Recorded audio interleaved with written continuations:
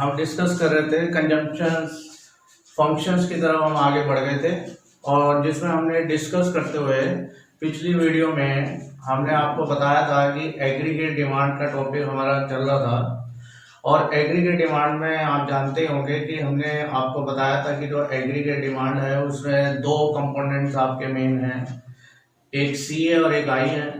तो हम जो मेनली डिस्कस कर रहे थे वो एग्रीगेट डिमांड को हम डिस्कस कर रहे थे पिछली क्लास में। और जो एग्रीगेट डिमांड हम डिस्कस कर रहे थे उसके अंदर हमने जो डिस्कस कर रहे थे वो कंजम्पशन एक्सपेंडिचर को डिस्कस कर रहे थे, यानी कि सी को डिस्कस कर रहे थे।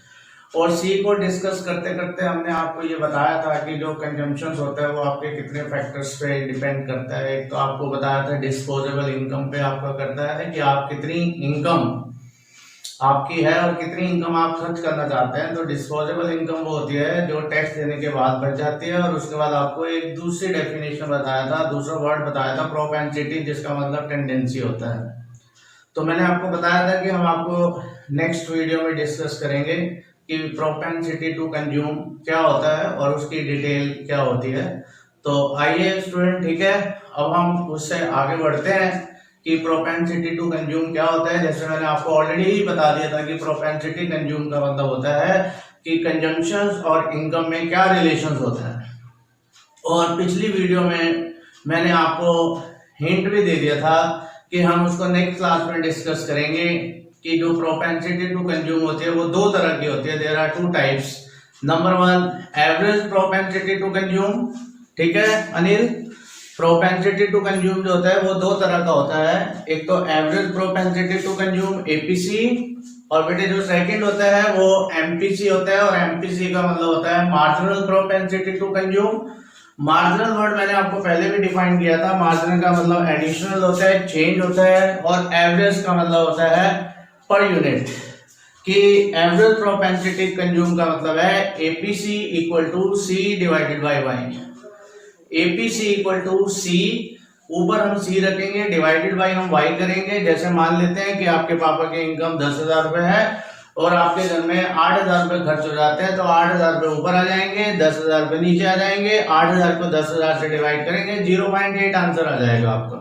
ठीक है, क्लियर है। एपीसी, एपीसी का मतलब क्या होता है? एपीसी में आपको ब्लैक बोर्ड पे जाने से पहले आपके साथ दोबारा डिस्कस कर लूं। एपीसी का मतलब होता है relationship, ratio between consumptions and level of income. जैसे भी मैं अपना एग्जांपल दोबारा रिपीट करता हूं आपके साथ, सभी बच्चे ध्यान से सुने।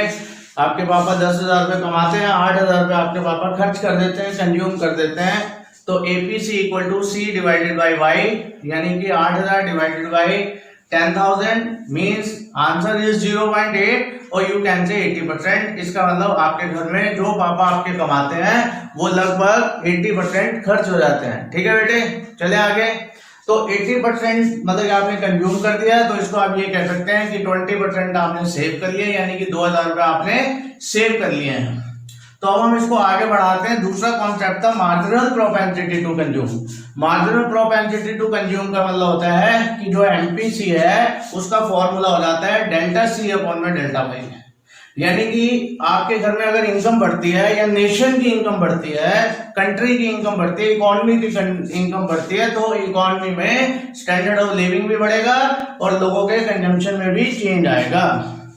ठीक है, तो कंजम्पशन में चेंज आएगा, इनकम बढ़ने के कारण आएगा। इनकम कम भी हो सकती है और इनकम ज्यादा भी हो सकती है, दोनों तरफ इंडिकेशंस है। लेकिन नॉर्मली हम इनकम अगर बढ़ रही है तो आपके घर का कंजम्पशन लेवल भी नॉर्मली जरूर बढ़ जाएगा, और इकोनॉमी में तो बढ़ेगा ही बढ़ेगा क्योंकि स्टैंडर्ड ऑफ लिविंग बढ़ेगा। तो एमपीसी का फॉर्मूला हो जाता है MPC equal to delta C upon में डेल्टा वाई। ठीक है राकेश, चले आगे। तो एमपीसी का मतलब हो गया डेल्टा सी अपॉन में डेल्टा वाई। डेल्टा सी का मतलब है चेंज इन कंजम्पशन, और डेल्टा वाई का मतलब है चेंज इन इनकम। मतलब कि आपके घर में इनकम में कितना चेंज आता है और कंजम्पशन में कितना चेंज आता है, तो इसको हम एमपीसी कहते हैं। तो अब हम देखते हैं दोनों चीजों को ब्लैक बोर्ड पे डिटेल में। ठीक है, अब हम ब्लैक बोर्ड से देखते हैं और बाद में फिर हम इसको कॉपी कर लेंगे। तो आज का हमारा टॉपिक जो है वो आगे बढ़ रहा है प्रोपेंसिटी टू कंज्यूम, जो कि कंजम्पशन का ही टॉपिक है। तो सभी स्टूडेंट ध्यान से देखें, propensity to consume the relationship between income and consumption is defined as the propensity to consume। तो सभी बच्चे ध्यान से देखें कि इसमें जो मेन वर्ड आ रहा है वो आ रहा है इनकम एंड कंजम्पशन। इनकम और कंजम्पशन में हमने मेन रिलेशन है। There are two ways of measuring this relationship between income and consumption. तो इनकम और कंजम्पशन को मेजर करने के लिए हमारे पास दो रास्ते हैं बेटे यहाँ पर, ठीक है, राइट। तो अब हम ये जो दो टॉपिक्स हैं उनको हम आगे बढ़ाएंगे, ठीक है आकाश, सुन रहे हैं? तो इसमें हम टू वेज है relationship between income and consumption. अब उसको हम number 1 average propensity to consume and number 2 marginal propensity to consume, that is MPC, that is APC, right. अब हम इसको स्टेप बाय स्टेप क्लियर कर रहे हैं, उसके बाद आप इसको कॉपी कर सकते हैं। Average propensity to consume means the term average represents value per unit। Average जो है वो per unit word को represent करता है। और APC is defined as a ratio between total income को हम Y से इंडिकेट कर रहे हैं, and total consumption that is C। It means formula आपका हो जाएगा APC equal to total consumption upon में total income, that is C upon में Y। For example, level of income is rupees 50,000। मान लेते हैं कि हमारी जो इकोनॉमी की इनकम है वो 50,000 करोड़ है, 50,000 crore, and consumption is rupees 30,000 crore of the economy। That is not personal consumption, that is the consumption of the economy, ठीक है, right। Then APC will be APC equal to 30,000 divided by 50,000। 30,000 is the consumption, 50,000 is income of the economy। It means 3 upon 5, 0 से 0 cut गई, 3 upon 5 means answer 0.6। 0.6 और you can say 60%। इसका मतलब हम economy में जितना भी हम कमाते हैं, जितना हम अर्न करते हैं, whatever we earn, उसका हम 60% इसका मतलब बेटे हम खर्च कर देते हैं, राइट सुनील। अब हम आगे चलते हैं। 60% अब आप इसको खर्च कर रहे हैं आप। It means that an average 60% of the total income is consumed. इसका मतलब ये हुआ कि आप जितना भी कमाते हैं कंट्री में उसका 60% आप कंज्यूम कर देते हैं। तो इसका मतलब ये होता है जो अभी आपने ध्यान दिया पर यूनिट, यानी कि ratio between total income and total consumption. Clear students. अब हम सेकंड टॉपिक पे बढ़ते हैं, मार्जिनल प्रोपेंसिटी टू कंज्यूम, जिसको हम एमपीसी कहते हैं। जैसे मैं आपको ऑलरेडी बता चुका हूं पिछली वीडियो में भी कि एमपीसी का जो मतलब है वो मार्जिनल प्रोपेंसिटी टू कंज्यूम होता है, और मार्जिनल का मतलब एडिशनल होता है, चेंज होता है। यानी कि अगर आपकी इनकम में चेंज आएगा तो आपका कंजम्पशन लेवल भी बढ़ेगा। MPC measures the relationship between change in consumption. ध्यान से देखिए, मैं अंडरलाइन भी कर रहा हूं words, change in consumption expenditure and with respect to given change in income। अब आपकी इनकम में कितना चेंज आएगा उसको ध्यान में रखकर आपके कंजम्पशन में चेंज आएगा। इसको सिंबॉलिकली हम कैसे दिखा सकते हैं, MPC equal to delta C upon में delta Y. Delta C means change in consumption and delta Y means change in income. That sign show the delta change, delta. For example ये हमने एक छोटा सा शेड्यूल ले लिया है, that is Y और that is C, Y for income, C for consumption. It means पहले आपकी जो इनकम है वो 50,000 करोड़ थी, जैसे हमने एपीसी वाले एग्जांपल में लिया था, और आपका जो कंजम्पशन था वो इकोनॉमी का 30,000 करोड़ था। लेकिन अब इकोनॉमी की जो इनकम है वो 60,000 करोड़ हो गई है और कंजम्पशन बढ़कर 37,000 करोड़ हो गया है। इसका मतलब आपकी इनकम में जो चेंज आया है वो 10,000 करोड़ का आया है, और कंजम्पशन में जो चेंज आया है, कंजम्पशन में जो चेंज आ रहा है वो 7,000 करोड़ रुपीस का आया है। इसका मतलब ये हो गया अकॉर्डिंग टू द फॉर्मूला, सभी स्टूडेंट देख रहे होंगे, अकॉर्डिंग टू द फॉर्मूला क्या होगा, एमपीसी इक्वल टू 7,000 अपॉन में 10,000।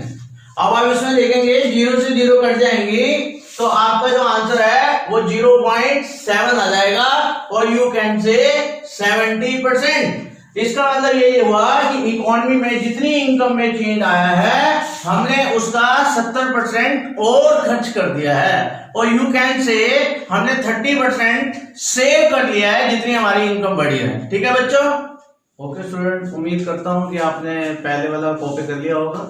ठीक है, चले आगे। हाँ जी, तो अब हम उसी को ही, जैसे कि हमारा टॉपिक कंटिन्यूटी में ही आगे बढ़ रहा है, कि हमने आपको बताया था कि एग्रीगेट डिमांड को लेके चल रहे हैं और एग्रीगेट डिमांड में दो कंपोनेंट थे, सी प्लस आई। तो अभी तक हमारा जो कंपोनेंट सॉल्व कर रहे हैं हम, आई की तरफ तो अभी हम बढ़े ही नहीं है, अभी हम सिर्फ सी को ही डिस्कस कर रहे हैं। तो आप देख रहे हैं कि माइक्रो इकोनॉमिक्स में सी वर्ड की बड़ी इंपॉर्टेंस है, सी फॉर कंजम्पशन, राइट। तो अब हम थोड़ा सा उसको आगे लेते हैं कि जिस व्यक्ति ने इसको सबसे ज्यादा इंपॉर्टेंस दिलवाई, क्योंकि मैं आपके साथ कुछ थोड़ी सी एडवांस लेवल में भी बात करना चाहूंगा। तो अब आप इसमें देखेंगे कि एक व्यक्ति का ये जो मैक्रो इकोनॉमिक्स है, जिसमें हम एग्रीगेट डिमांड और एग्रीगेट सप्लाई की बात कर रहे हैं, अभी हम एग्रीगेट डिमांड पे ही चल रहे हैं। तो इसमें एक व्यक्ति का बहुत ज्यादा नेम फेमस हुआ था, उस व्यक्ति के नाम पे एक लॉ भी है, तो वो हम देखते हैं कि क्या है वो। तो उस व्यक्ति का नाम है केन्सियन कंजम्पशन फंक्शन। उसको हम कहते हैं कंजम्पशन फंक्शन तो कहते हैं, लेकिन उसके नाम को हमने केन्सियन कर दिया है। एंड तो इस व्यक्ति का जो नाम है, ये प्रोफेसर जे एन केन्स है, जे एन केन्स। तो केन्स वर्ड से हमने इनका केन्सियन कंजम्पशन फंक्शन बना दिया है। तो इन्होंने उस टाइम में 1930 में, और मैं यहाँ एक पीरियड भी आपके साथ मेंशन करना चाहूंगा कि 1930 में ग्रेट डिप्रेशन आया था। तो बेटे क्या आया था? Great depression. तो ग्रेट डिप्रेशन का मतलब होता है कि डिफ्लेशन आ गया था एक टाइप से, मार्केट में डिमांड नहीं थी। तो मार्केट में डिमांड नहीं थी, सप्लाई तो थी। तो ये एक बहुत बड़ी समस्या आ गई थी पूरे वर्ल्ड के सामने, एक तरह से बिग प्रॉब्लम थी, इसलिए इसको ग्रेट डिप्रेशन कहा जाता है 1930 का। तो इसमें जितने भी हमारे पहले के रूल्स थे, और 1930 से पहले माइक्रो इकोनॉमिक्स को बहुत ज्यादा इंपॉर्टेंस दी जाती थी, और 1930 के बाद इस व्यक्ति ने, इनका नाम प्रोफेसर जे एम केन्स था, तो 1930 में जब ग्रेट डिप्रेशन आया तो जो डिमांड थी वो कम हो गई थी, एग्रीगेट डिमांड कम हो गई थी और सप्लाई बहुत ज्यादा हो गई थी, गोदामों में भरी हुई थी सप्लाई। और उस टाइम में बड़ी बड़ी जो रिच कंट्री थी, जैसे कि यूएसए, न्यूयॉर्क, उसकी जो सिटीज वगैरह हैं बड़ी बड़ी, तो वहां पे नो वैकेंसी का बोर्ड लगा हुआ था, लोगों को नौकरी नहीं मिल पा रही थी। इवन तो वो अपनी जो बेयर नेसेसिटीज होती है वो भी पूरी नहीं कर पा रहे थे, लोग अनएम्प्लॉयमेंट हो गए थे, अनएम्प्लॉयड हो गए थे लोग।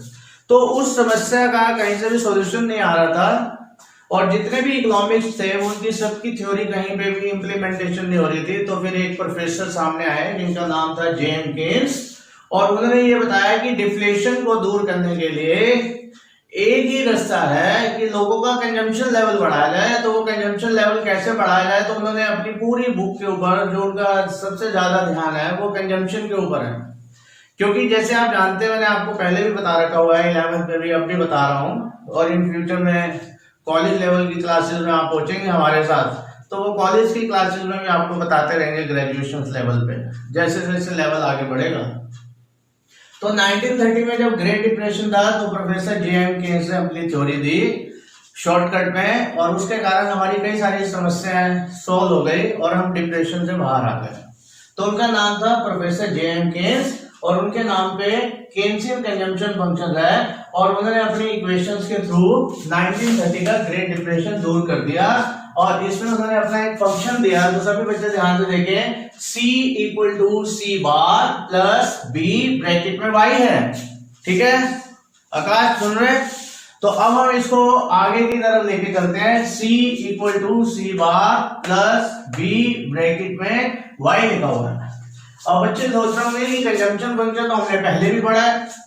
तो पहले जो हमने कंजम्पशन फंक्शन पढ़ा था बेटे, वो ये वाला पढ़ा था अभी तक हमने, C equal to F bracket में y, राइट? यस। तो C इक्वल टू एफ, इसका मतलब ये था कि जितना भी कंजम्पशन है आपके घर का, वो सारे का सारा परिणाम है, वो रिजल्ट है किसका? इनकम का। तो उसमें हम ये मान के चल रहे थे कि आपके घर में ऑटोनोमस कंजम्पशन नहीं है। अभी हम इसके बारे में भी बात करेंगे कि ऑटोनोमस कंजम्पशन क्या होता है। तो ऑटोनोमस कंजम्पशन को हम जीरो मान के चल रहे थे। ऑटोनोमस कंजम्पशन इज जीरो, तब हमारा ये वाला फंक्शन होता था बेटे। तो जब केन्स ने हमारा फंक्शन की तरफ ध्यान दिलवाया, तो उन्होंने बोला कि टोटल कंजम्पशन जो आपका घर का होता है वो दो तरह का कंजम्पशन होता है, एक सी बार होता है और एक बी होता है। अभी हम बी की तरफ भी बात करेंगे। अभी जो बी है वो क्या है और सी बार क्या है, तो सबसे पहले हम ये सी वर्ड जो कैपिटल लेटर है, सी का मतलब है टोटल कंजम्पशन आपका, और सी बार का मतलब है consumption at zero level of income. जब आप देख रहे हैं कि डीमोनेटाइजेशन हुआ था तो उस टाइम में भी आपने देखा होगा कि आपके घर का खर्चा तो चल ही रहा था, तो उसमें हम क्या करते हैं, जो हमारी बेयर नेसेसिटीज होती हैं, जो जरूरी चीजें होती हैं, दाल तो हमने खानी है, रोटी तो हमने खानी है, तो वो तो हम बंद कर नहीं सकते बच्चों। तो कपड़ा भी पहनेंगे, 500 वाली शर्ट पहन लेंगे, 400 वाली शर्ट पहन लेंगे, कोई जरूरी थोड़ा है कि 5000 वाली शर्ट ही पहननी हमने। शूज पहन लेंगे 500 वाले, 200 रुपए वाले पहन लेंगे, कोई जरूरी नहीं है कि 10,000 वाले शूज पहन लें। तो घर में कुछ खर्चे ऐसे होते हैं जो कि सी बार से डिनोट किए जाते हैं, जैसे मैंने लिख भी दिया है कि सी बार का मतलब है consumption at zero level of income. अब बच्चों के माइंड में ये आ रहा होगा कि जब इनकम जीरो है तो फिर हमारा कंजम्पशन कहां से चल रहा है। तो कंजम्पशन में आपको फिर मुझे वर्ड वही रिपीट करना पड़ रहा है। डिमोनेटाइजेशन में क्या हुआ कि लोगों के पास पैसे नहीं थे, पैसे सारे बेकार हो गए थे, तो जो आपने सेविंग संभाली हुई थी अपने पास, उसमें से आप खर्च कर रहे थे। तो जो सेविंग्स होती है, इनकम नहीं भी है तो सेविंग में से आप कर सकते हैं, और अगर आपकी सेविंग भी नहीं है तो कहीं से आप उधार ले सकते हैं। तो इसका मतलब आपकी सेविंग नेगेटिव में चलेगी, एक टाइप से आपने बोरो कर लिया किसी से। ठीक है, समझ में आ रहा है सबको? ओके, इसका मतलब ये हुआ कि समझ में आया अगर सबको, तो सी बार आपके घर का दो तरह का कंजम्पशन होता है, consumption at zero level of income. Zero level of income के ऊपर भी आपके घर का कुछ खर्चा चल रहा है। मुर्गा नहीं खाएंगे तो कम से कम मूंग की दाल खा लेंगे। मुर्गा और मूंग की दाल में कुछ फर्क नहीं है। मूंग की दाल से ऊपर से सिर्फ मुर्गा उड़ गया, अगर आप ध्यान से देखें, मुर्गा मूंग, तो मूंग की दाल तो हमने खा ही लेंगे, मुर्गा चाहे खाएं या ना खाएं। सी बार इसको और भी कह सकते हैं ऑटोनोमस कंजम्पशन। ऑटोनोमस का मतलब होता है फिक्स। ठीक है बेटे, जो फिक्स होता है उसको हम ऑटोनोमस कंजम्पशन भी कह सकते हैं, वो जीरो लेवल पे फिक्स होता है। आपके घर के कुछ खर्चे ऐसे होंगे जो देने देने हैं, जो मॉर्निंग से शुरू हो जाते हैं। पापा ने अभी कमाया नहीं, 4 लीटर दूध तो घर पे आ गया, सुबह मक्खन की टिक्की तो आई गई, तो इसका मतलब एक ब्रेड भी आ गई। तो अभी हमने कमाया नहीं है लेकिन ये चीजें तो हो ही गई। तो कुछ चीजें ऐसी होती हैं जो हमें करनी ही करनी है, जैसे कि स्कूल की फीस देनी है। ऑटोनोमस कंजम्पशन का मतलब होता है जब आपकी इनकम जीरो है तब भी का मामला चल रहा है। बी का मतलब होता है मार्जिनल प्रोपेंसिटी टू कंज्यूम। अब आप सोचेंगे कि बी क्या है, बी को हम एमपीसी कहते हैं, और एमपीसी को हम इकोनॉमिक्स में मैक्रो में बी वर्ड से डिनोट करते हैं। बी का मतलब एमपीसी और एमपीसी का मतलब बी है, और हमने कुछ ज्यादा नहीं सोचना है। That means B equal to delta C upon by delta Y. इसका मतलब आपके घर का एक खर्चा और होता है जो आपकी इनकम पे निर्भर करता है, that is depend on your income. जैसे अगर हमें 5,000 रुपए का मोबाइल फोन तो लेना ही है, तो वो एक टाइप से आप कह सकते हैं कि वो आपका ऑटोनोमस कंजम्पशन है, उसके बिना आज के टाइम में गुजारा नहीं है।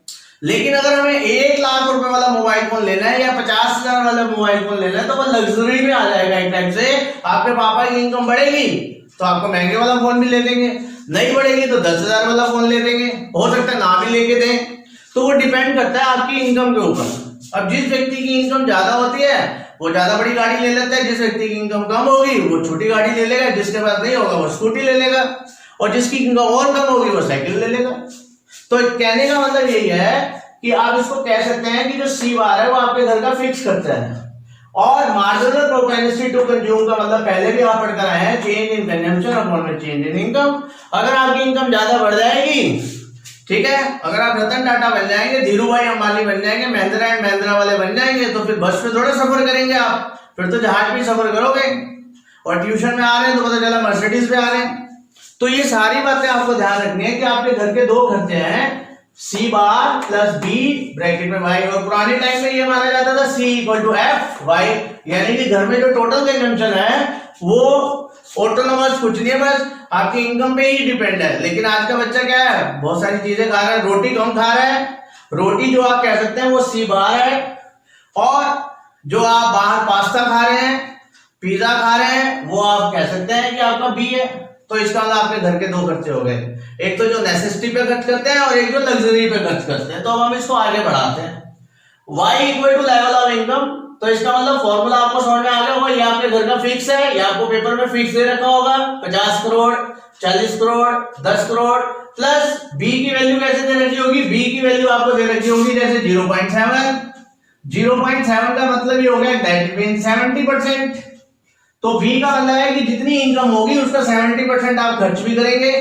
जैसे मान लीजिए कि ये 40 है प्लस ये 0.7 है, ये 100 है, 100 का 7 करेंगे कितना हो जाएगा 70, और ये 40, 70 और 40 110। इसका मतलब आपके घर का खर्चा 110 है, और 40 तो है ही है, क्या हमारी इनकम 0। ठीक है, तो अभी हम इनको स्टेप बाय स्टेप आगे लेंगे। चले आगे, समझ में आ गया सबको। तो y equal to level of income, यानी कि autonomous consumption that is the C bar is that level of consumption expenditure which is incurred even if there is no income, even if there is no income। अगर आपके घर में income नहीं भी है, जैसे मैंने आपको बताया, zero level of income for bear necessities. तो बेयर नेसेसिटी मतलब जो घर में बहुत ज्यादा जरूरत है, वो आप कुछ समझ सकते हैं कि क्या क्या जरूरतें हैं। बाकी आज के टाइम में तो हम हर चीज को जरूरत बना लिया, एसी भी हमने अपनी जरूरत बना लिया, जबकि इकोनॉमिक्स में एसी लग्जरी प्रोडक्ट के अंदर आता है। लेकिन जरूरत की कोई डेफिनेशन है नहीं है, लेकिन वही है बेसिकली रोटी कपड़ा और मकान। तो bare necessities if the autonomous consumption is zero then C equal to F bracket में भाई। पुराने टाइम में आप कह सकते हैं कि ये फंक्शन यूज हो सकता था, आज के टाइम में हम ये फंक्शन फॉलो करते हैं, ऊपर वाला we follow the standard consumption function that is c equal to C bar b bracket में भाई। मैं दोबारा आपका ध्यान दिलाना चाहूंगा कि b कुछ नहीं है, वही एमपीसी है, एमपीसी को b कहते हैं भाई। The consumption curve will begin from y। Consumption curve जब हम बनाएंगे, जैसे आप डायग्राम में देख रहे हैं, आपके सामने डायग्राम बना हुआ है, तो डायग्राम में आप y एक्सिस से टच करके जा रहे हैं। Will begin from y intercept, इसको y इंटरसेप्ट कहते हैं। इसके ऊपर मैंने c बार डाल दिया, अगर आप ध्यान से देखें तो आपकी इनकम बढ़ रही है। अभी हम इसको बाद में लेंगे। y intercept when variable on the x axis income 0। अगर आप यहां देखेंगे कि आपकी इनकम 0 है बच्चों, ठीक है, यहां अगर आपकी इनकम 0 है तो आपका कंजम्पशन तब भी घर पे आपका हो रहा है, तो 0 इनकम के ऊपर भी आपका कंजम्पशन है।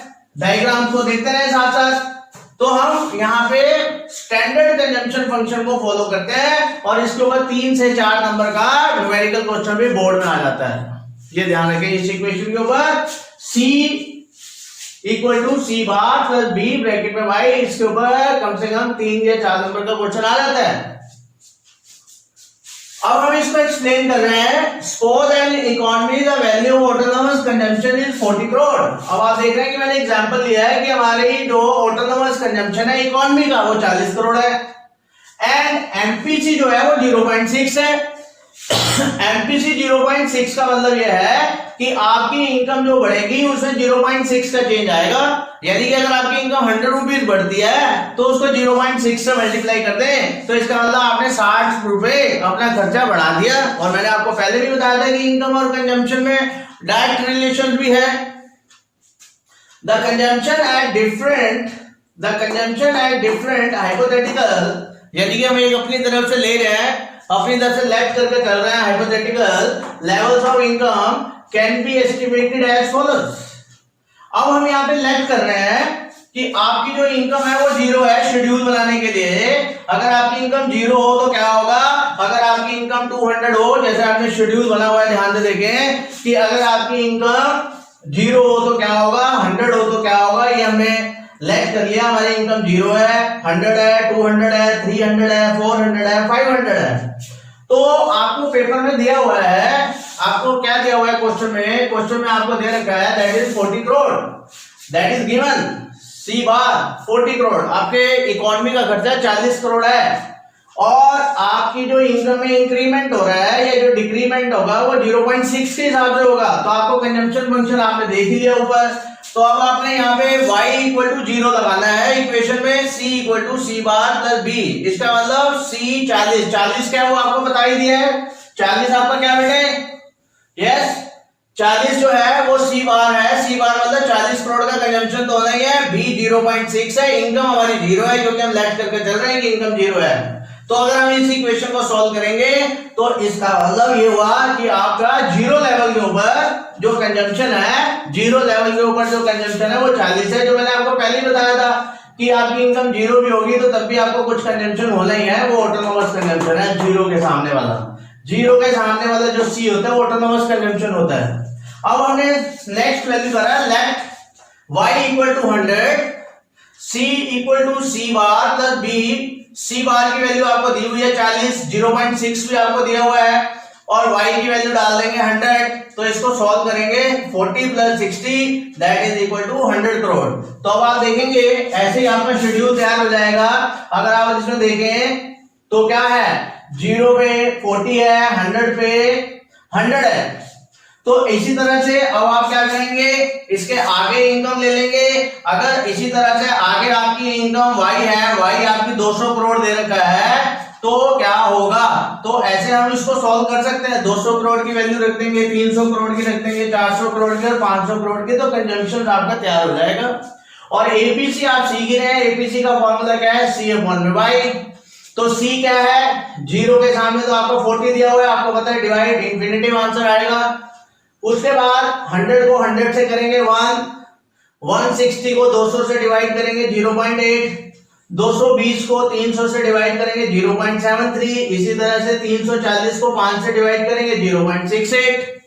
तो आप इसमें एक बात और नोट कर रहे हैं, ठीक है बच्चों, अगर आप ध्यान दे रहे हैं तो इसमें साथ में रिलेशन भी चल रहे हैं। एपीसी जैसे जैसे इनकम बढ़ रही है वैसे वैसे आपका एपीसी भी कम होता जा रहा है। एपीसी बढ़ने के साथ साथ इनकम के बढ़ने के साथ साथ एपीसी कम होता जाता है, जिसको मैंने यहां मेंशन कर दिया है, value of APC decreasing as the income increasing. ये हमेशा होता है, ये ध्यान रखना है।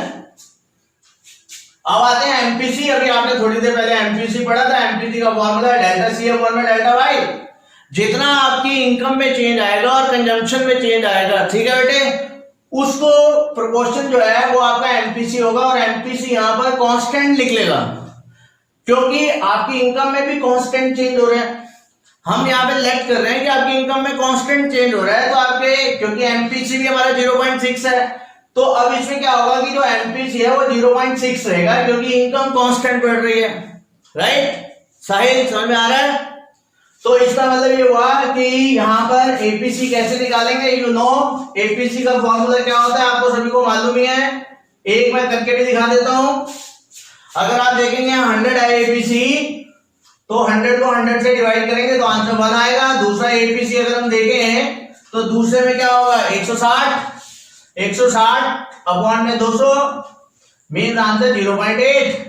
तो आप अपने आप ही देख रहे हैं कि एपीसी कम होता जा रहा है। अब एमपीसी को कैसे निकालेंगे, एमपीसी का फॉर्मूला आपको पता ही है, डेल्टा सी अपॉन में डेल्टा वाई। अब डेल्टा सी अपॉन में डेल्टा वाई, इसको मैं सॉल्व करके दिखाता हूं। जीरो के सामने हमने डैश डाल दिया है, लेकिन अब आपकी जो इनकम है वो 0 से 100 हो रही है। ध्यान से देखें, इसका मतलब आपका डेल्टा वाई में कितने का चेंज आ गया, ठीक है, 100 का चेंज आ रहा है। तो 100 का चेंज आ गया 0 से 100। तो इसका मतलब अगर हम आप ध्यान से देखें, कंजम्पशन की बात करें तो कंजम्पशन में कितना चेंज आ रहा है, कंजम्पशन क्या हो रहा है, कंजम्पशन हो रहा है 40 से कितना हो रहा है 100। तो इसका मतलब डेल्टा सी कितना हो गया 60। तो अगर हम एमपीसी निकालें तो एमपीसी का फॉर्मूला है 60 अपॉन में 100 इज मींस 0.6। इसी तरह से हम ये सारे निकाल सकते हैं, 0 से 100, 100 से 200, 200 से 300, यानी कि आगे चेंज होता चला जाएगा। जैसे कंजम्पशन में चेंज आएगा वैसे इसमें भी चेंज आएगा। ये देखिए ऐसे चेंज आता चला जाएगा, ऐसे ही आपकी इनकम में चेंज आएगा और इससे एमपीसी आपका कैलकुलेट हो जाएगा। अब हम एक बार डायग्राम की तरफ ध्यान देख लें कि आप देखेंगे जैसे जैसे आपका ये वाई एक्सिस से छू के जा रहा है, ये ऑटोनोमस कंजम्पशन है। इसके बाद आपकी इनकम बढ़ी, आपका कंजम्पशन भी बढ़ा, फिर इनकम बढ़ी, फिर आपका कंजम्पशन भी बढ़ रहा है। इसका मतलब कंजम्पशन का वाई एक्सिस को टच करते हुए ऊपर की तरफ जाता है, पॉजिटिव स्लोप ले लेते हैं, जैसे मैंने आपको पहले बताया। और लास्ट में 2-3 चीजें मैं आपको दोबारा बता देता हूं। एक इंपॉर्टेंट चीज है, MPC is slope of the consumption curve. इसको स्लोप कहते हैं, क्योंकि अगर आप डायग्राम्स में ध्यान से देखें तो इसमें जो चेंज आता है तो एमपीसी का फॉर्मूला क्या बन जाता है, डेल्टा सी अपॉन में डेल्टा वाई। इसको हम स्लोप कहते हैं। अगर एक नंबर का क्वेश्चन आ जाए कि कंजम्पशन फंक्शन में स्लोप क्या होता है, तो वो बी होता है, और बी का मतलब एमपीसी होता है। ठीक है, ओके स्टूडेंट्स, अब उम्मीद है कि आपने कॉपी कर लिया होगा और अब हम आगे चलते हैं, टॉपिक को आगे बढ़ाते हैं। जैसे आपका टॉपिक कंटिन्यूटी में चल ही रहा है और आप देख रहे हैं कि टॉपिक में काफ़ी डिटेल है एग्रीगेट डिमांड में।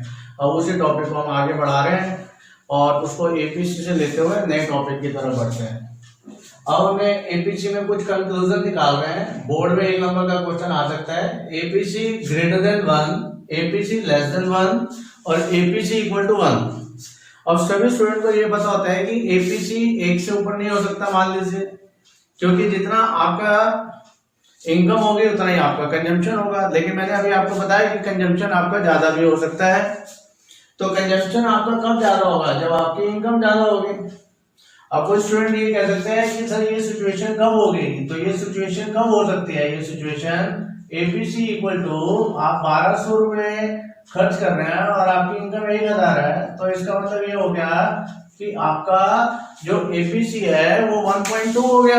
इसका मतलब आप कहीं से बोरो कर रहे हैं, कहीं से उधार ले रहे हैं, डिस सेविंग्स कर रहे हैं। आपने अपने दोस्त से उधार ले लिया, बैंक से उधार ले लिया, किसी रिलेटिव से उधार ले सकते हैं, जिसको हम बोरिंग्स कहते हैं। तो मेरे ख्याल से सभी बच्चों को समझ में आ गया होगा। तो एपीसी कैसे इक्वल हो सकता है कि आपका कंजम्पशन भी आपका 1000 है और इनकम भी आपकी 1000 है, तो इसका मतलब ये 1 आ गया एपीसी, राइट। तो ये सिचुएशन थोड़ी सी चेंज कर देते हैं, एक बार दोबारा देखते हैं सिचुएशंस के अंदर। तो इसमें एपीसी आपका 1 से कम है, तो इसका मतलब ये 800 हो गया, ये 1000 हो गया, तो इसका मतलब आंसर आपका 0.8 हो गया, राइट। और अगर हम ध्यान से देखें, ये इसका केस क्या हो जाएगा? इसका केस ये हो जाएगा कि कंजम्पशन भी आपका 1000 है और इनकम भी आपकी 1000 है, इसका मतलब आंसर आपका 1 आ गया। तो तीनों सिचुएशन आपको क्लियर हो गई, राइट। तो तीनों सिचुएशन में इसमें बोर्ड में 1 नंबर का क्वेश्चन आ सकता है और इसके ऊपर तो 1 नंबर का क्वेश्चन जरूर आ सकता है, क्योंकि बच्चों के ये माइंड में नहीं रहता है, राइट।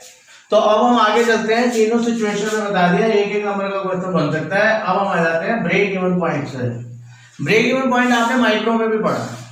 अब हम यहाँ पे वो माइक्रो इकोनॉमिक्स वाला ब्रेक इवन पॉइंट नहीं कह रहे हैं। वहां पे break even point TR equal to TC होता था, total revenue equal to total cost होता था, वो माइक्रो में होता था। और उसी का दूसरा आंसर होता था AR इक्वल टू AC।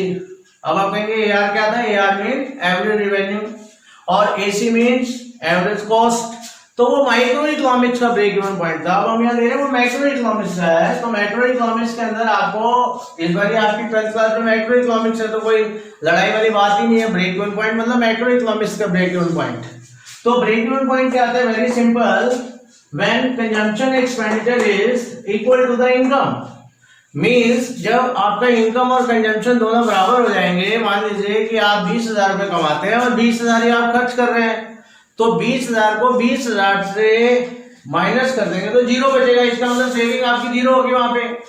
तो जहां पे अगर आपको 1 नंबर का क्वेश्चन पुट कर लिया जाए कि ब्रेक इवन पॉइंट क्या होता है, तो break even point is very simple. Break even point is that point where income equal to consumption. इसमें अगर आप 10,000 रुपए कमा रहे हैं और 10,000 रुपए खर्च कर रहे हैं, तो आपकी सेविंग तो है ही नहीं, वहां पे सेविंग 0 है। तो ब्रेक इवन पॉइंट की डेफिनेशन मैंने बोल भी दी है, ब्लैक बोर्ड पे भी देखते हैं। When consumption expenditure is equal to the income, means C equal to I, this is known as the break-even point. When consumption expenditure is equal to the income, C equal to I, this is known as the break-even point. That means at the intersections, जहाँ पे intersections होगा of the consumption curve and income line, तो यहाँ पे E point के ऊपर cut कर रहे हैं दोनों। अब दोनों जब यहाँ पे E पॉइंट के ऊपर कट कर रहे हैं, तो इसको ब्रेक इवन पॉइंट कहते हैं। तो ध्यान से देखें कि Y लाइन कौन सी है? इनकम लाइन को हमने Y से दिखाया है, क्योंकि हमने Y को कांस्टेंट मान के चल रहे हैं, जैसे अभी आपने शेड्यूल में भी देखा था। तो Y लाइन जो है वो 0 एक्सिस से स्टार्ट होगी 45 डिग्री के ऊपर, क्योंकि हमारा कांस्टेंट चेंज आ रहा है इनकम के अंदर। इनकम में जब कांस्टेंट चेंज आएगा, तो जो इनकम की लाइन है ये आपको फ्री हैंड ही बनानी है, 45 डिग्री पे बनेगी। और ये कंजम्पशन कर्व है, जो आपको पता ही है कि that is the consumption curve, जो आपका यहां से टच करके जाता है। तो y एक्सिस से जब वो टच करेगा, तो इसका मतलब ये इंटरसेप्ट पे टच कर रहा है। तो आपको पता ही है कि C बार का मतलब क्या होता है? ऑटोनोमस कंजम्पशन है। ऑटोनोमस कंजम्पशन यहाँ पे C equal to C bar plus BY। तो y एक्सिस का मतलब होता है कि 0 इनकम के ऊपर भी आपका कुछ खर्चा है। और जब ये C कर्व ऊपर की तरफ जाएगा, तो ये Y वाली लाइन को E पॉइंट पे इंटरसेक्ट करेगा। C equal to Y mean that is break even point. means saving equal to 0, S for savings, Y can be greater than C, इसका मतलब सेविंग्स है आपकी, और S इक्वल टू कैसे निकालना है आपको, S आपको निकालना है जहां पे Y माइनस C, ये उसका फार्मूला हो गया किसका, S निकालने का, आगे आपको याद रखना है क्योंकि इसके बाद हम सेविंग्स फंक्शंस पढ़ेंगे, अभी तक हम कंजम्पशन फंक्शन ही पढ़ रहे हैं। तो y greater than c means savings हो जाएगा, इसका मतलब आपके पास कुछ पैसे बच गए, जैसे आपने 1000 रुपए कमाया, 800 रुपए खर्च कर दिए तो 200 रुपए आपके पास बच गए, लेकिन ई पॉइंट के ऊपर आपने 1000 रुपए कमाया, 1000 रुपए खर्च कर दिया, तो इसका मतलब आपका इनकम जो है वो ये y एक्सिस पे लिया जाएगा, इनकम x एक्सिस पे, y जो है y फॉर इनकम को x एक्सिस पे लिया जाएगा, और जो आपका इसका जो जिसके साथ आप डायग्राम बना रहे हैं कंजम्पशन एक्सपेंडिचर, वो आपका y एक्सिस पे रहेगा। तो आप ध्यान से देखिए, जब ये ई पॉइंट पे कट करेगा तो E point C equal to Y mean break even point, यानी कि सेविंग इक्वल टू 0, जहां पे y और c दोनों बराबर हो गए, इसका मतलब वहां पे सेविंग तो 0 ही होगी। तो ये y है, इस y के ऊपर आपका कंजम्पशन और इनकम दोनों बराबर है। अब आप इसके ऊपर देखेंगे जो मैंने बनाया है, ये लाइन ऊपर की तरफ चली गई है, इसका मतलब ये हो गया कि इनकम ज्यादा हो गई और कंजम्पशन कम हो गया। इनकम जब ज्यादा होगी कंजम्पशन कम होगा तो ये सेविंग बढ़ेगी, अच्छी बात है आपके लिए। और नीचे क्या है, स्टार्टिंग में क्या है, आपका कंजम्पशन ज्यादा है, और इनकम लाइन ये जो ट्रायंगल बना है इसमें कंजम्पशन ज्यादा है क्योंकि कंजम्पशन की लाइन ऊपर है और y छोटा रह गया, तो इसका मतलब ये हो गया, इसको मैंने यहाँ इंडिकेट करा है, c जब आपका बड़ा होगा किससे, y से, तो उसको डिस सेविंग्स कहेंगे। डिस सेविंग्स क्यों कहेंगे, इसका मतलब आपने कहीं से उधार करा है, वो रिलेटिव से भी ले सकते हैं, अपने दोस्त से भी ले सकते हैं, बैंक से भी ले सकते हैं। तो मेन पॉइंट ये है कि break even point is that point where income and consumption is equal. अब हम आते हैं अपना सेकंड पॉइंट के ऊपर। जैसे कि हमने ये पूरा कंजम्पशन को एक्सप्लेन कर दिया कि कंजम्पशन में क्या क्या होता है, अब हम उसके एडी जो हमने पढ़ा था एग्रीगेट डिमांड, उसने सी को पूरा एक्सप्लेन कर दिया हमने, सी फॉर कंजम्पशन एक्सपेंडिचर। अब हमारा आई पॉइंट रह गया, आई फॉर इन्वेस्टमेंट। मैंने आपको पहले भी बताया था कि जो आप बिल्डिंग खरीदते हैं, ठीक है, और जो कैपिटल गुड्स वगैरह होते हैं, जो मशीन्स होते हैं, जो टूल्स होते हैं, उसके ऊपर जो पैसा लगाया जाता है, जो मशीन खरीद के लाते हैं, ट्रैक्टर खरीद के ला रहे हैं, ट्रक खरीद के ला रहे हैं, उसको हम इन्वेस्टमेंट कहते हैं, ठीक है, राइट। तो अब हम आगे चलते हैं, अगर आपको यहाँ क्लियर है, ओके, तो अगर क्लियर है, कोई क्वेश्चन नहीं है, तो हम इसको आगे बढ़ाते हैं। ऑटोनोमस इन्वेस्टमेंट, इन्वेस्टमेंट यहाँ पर दो तरह की है, लेकिन बेसिकली जो 12th क्लास में हम डिस्कस करते हैं वो ऑटोनोमस इन्वेस्टमेंट को लिया जाए हमारे यहाँ 12th क्लास के अंदर, लेकिन हम आपको यहाँ पे टीच दोनों कर रहे हैं, दोनों पढ़ा रहे हैं हम आपको। I am teaching both autonomous investment and induce. Autonomous consumption भी होता है और ऑटोनोमस इन्वेस्टमेंट भी होता है, और ऑटोनोमस का मतलब आपको पता भी है, जो कांस्टेंट होता है, जो फिक्स होता है, जो जैसे ऑटोनोमस कंजम्पशन तो आपको खाना ही है, अगर आप मुर्गा नहीं खा रहे हैं तो मूंग की दाल तो खाएंगे, जो आपकी जरूरी चीजें हैं। वैसे ही बिजनेस को स्टार्ट करने के लिए मशीनरी तो लगानी पड़ेगी, 5 लाख की, 10 लाख की, 20 लाख की, उसके बिना तो बिजनेस नहीं चलेगा। तो अब आप ऑटोनोमस इन्वेस्टमेंट आते हैं। ऑटोनोमस इन्वेस्टमेंट का वो ये कहना चाहते हैं कि इसका इनकम के साथ कोई रिलेशन नहीं है। इनकम आपकी बढ़ रही है, इनकम आपकी कम हो रही है, इनकम आपकी 0 हो रही है, आपको मशीनों में तो पैसा लगाना ही है। स्टार्टिंग में आपको एक बिल्डिंग तो लेनी है 50 लाख की, उसमें आपको फैक्ट्री स्टैब्लिश करनी है। अगर आप फैक्ट्री किराए की भी ले लोगे तो मशीन्स तो लेकर आओगे, तो मशीन्स के ऊपर आपको पैसा लगाना पड़ेगा। तो मशीन्स पे जो पैसा लगाएंगे, चाहे आपकी इनकम चाहे स्टार्टिंग में बढ़े या कम हो, चाहे 0 हो, आपको 50 लाख रुपए तो आपने लगा दिए। That is autonomous investment. Autonomous investment का मतलब होता है कि जिसका प्रॉफिट के साथ, इनकम के साथ, इंटरेस्ट रेट के साथ कोई लेना देना नहीं होता है, यानी कि उन दोनों में कोई रिलेशन नहीं होता है, आपको इन्वेस्ट करना ही करना है। अब हम देखते हैं क्या डेफिनेशन है ऑटोनोमस इन्वेस्टमेंट। शॉर्टकट में तो मैंने आपको बता दिया कि दोनों में कोई पॉजिटिव या नेगेटिव रिलेशन नहीं है। These are investment in an economy which are undertaken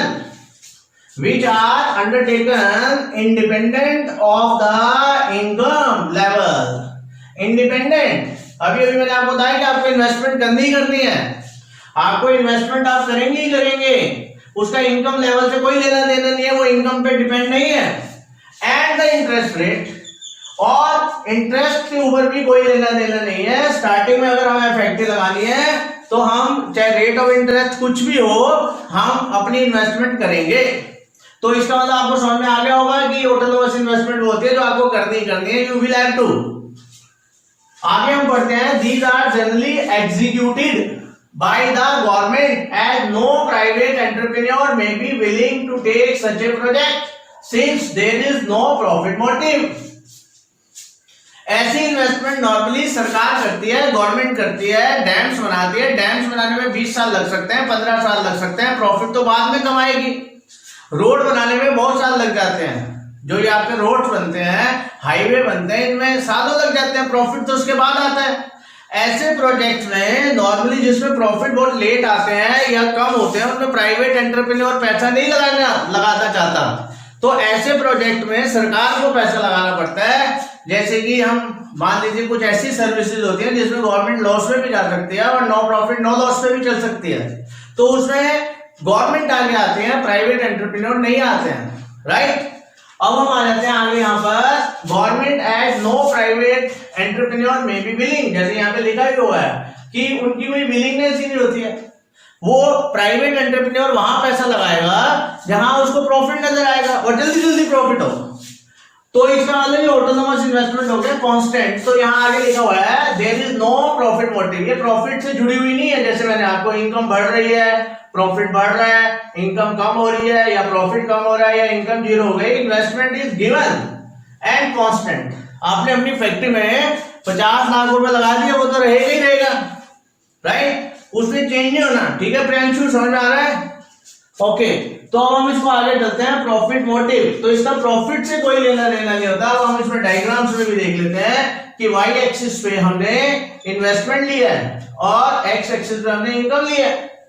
x axis में मैक्रो इकोनॉमिक्स में एक्स एक्सिस पे इनकम लेनी है, इनकम मतलब नेशनल इनकम, और इसका जो कर्व बनेगा वो हॉरिजॉन्टल स्ट्रेट लाइन बनेगा पैरेलल टू एक्स एक्सिस। जैसे कि आपके घर से 40 करोड़ रुपए लगा दिए या 40 लाख रुपए लगा दिए या 50 लाख रुपए लगा दिया, मान लीजिए यहां से यहां तक, तो ये आपका फिक्स रहेगा।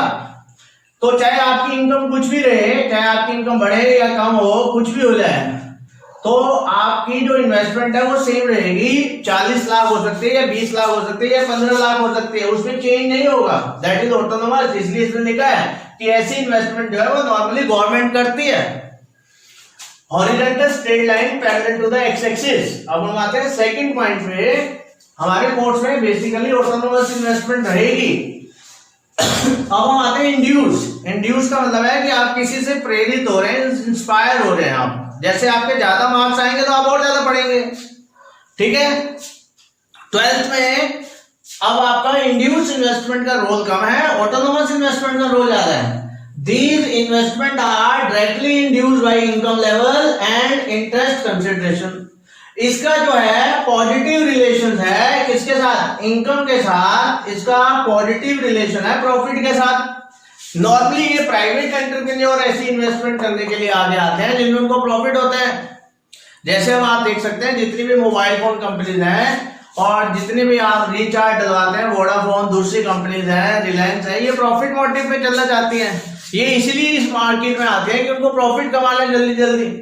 तो वो क्या करते हैं, अगर उनको लगता है कि उनकी इनकम बढ़ेगी तो वो और इन्वेस्टमेंट कर देते हैं, और अगर उनको लगता है इनकम कम हो रही है तो अपनी इन्वेस्टमेंट भी कम कर देते हैं। तो कहने का मतलब यह है कि यहाँ पॉजिटिव रिलेशन है इनकम इन्वेस्टमेंट के बीच में, और पॉजिटिव रिलेशन है इस तरह से भी, चाहे दोनों कम हो रहे हो, यहाँ पे भी पॉजिटिव है। अब हम इसको कर्व में देख लेते हैं। तो कर्व में अब आपके सामने क्या है, कर्व में भी आपको इजीली समझ में आ रहा होगा कि जो इन्वेस्टमेंट कर्व है वो ऊपर की तरफ जा रहा है। Investment from left to right upward, जो कि ये दिखा रहा है कि जैसे जैसे आपकी इनकम बढ़ रही है। ठीक है प्रियांशु, सुन रहे ध्यान से? ओके, तो यहाँ पर आपकी इनकम बढ़ रही है और आप देख रहे हैं कि इन्वेस्टमेंट भी आपकी बढ़ रही है।